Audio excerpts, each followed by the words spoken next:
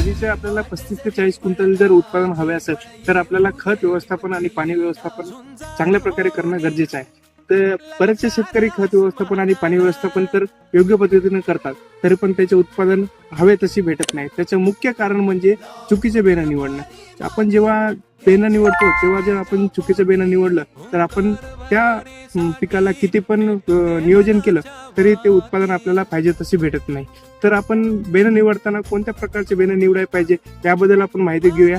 तर व्हिडिओ शेवटपर्यंत पहा जेणेकरून तुम्हाला फायदा होईल. शेतकऱ्यांना शक्यतो असा प्लॉट निवडायला पाहिजे जे त्याला माहिती असेल, जेणेकरून त्यावर करपा रोग किंवा तणसडीचा प्रादुर्भाव कमी असेल असा प्लॉट आपल्याला निवडायचा आहे, जेणेकरून आपल्या बियाणं पण आपल्याला चांगलं भेटते. आणि जर बियाण्याबद्दल सांगायचं म्हटलं तर आपण बंडा वापरू शकतो, ज्यामध्ये बंडा अशा प्रकारे दिसणारा बंडा हे पण आपण लागवडीसाठी वापरू शकतो. किंवा मग शेंग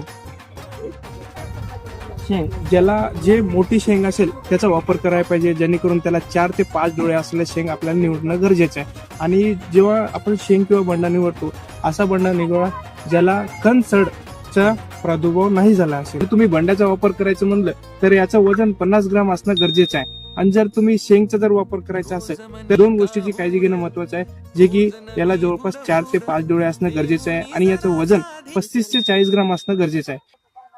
एकदम चमकदार असणारं बेणं आपल्याला निवडायचं आहे, शेंग असो किंवा बंडा असो.